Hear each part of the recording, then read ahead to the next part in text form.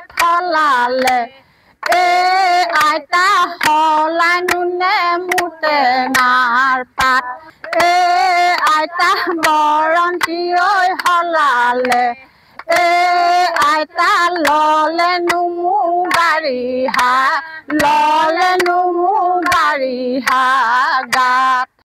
মোৰ নাম শ্ৰীমতী ৰেণু ফুকন। মোৰ ঘৰ কৰঙা চেপন বকতা কৰঙা।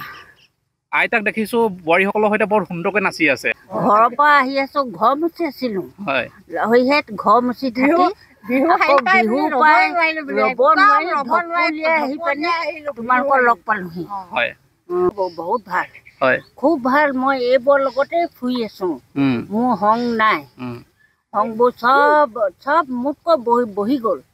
মই এতিয়া ভগৱানে আছো, ভগৱানৰ কৃপাত তোমালোকৰ আশীৰ্বাদত এনেকে গোটেই এইখিনি মই অকল ইয়াতে নহয়, বিহুতে নহয়, আইতো ফুৰো। আইসকলৰ লগত এখেত আমাৰ মুৰব্বী। আমি এওঁৰ লগতে আমাৰ এওঁ যি আজ্ঞা দিয়ে আমি সেইটোকে কৰোঁ। এওঁ মুঠতে দিহা পৰামৰ্শ দিয়ে, তেওঁৰ মতে আমি সেনেকেই চলাই আছো।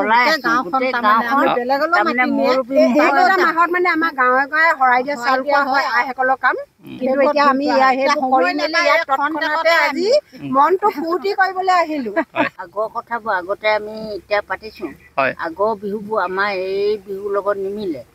আগতে আমি আৰু সেই ইডালি ভলুকা কোনে কাটি নিলৈ সিডালি মুকলি হ'ল, সিডালি মুকলি হ'ল, আমাৰ নাচনী কোনে ধৰে বিহু তল মুকলি হ'ল।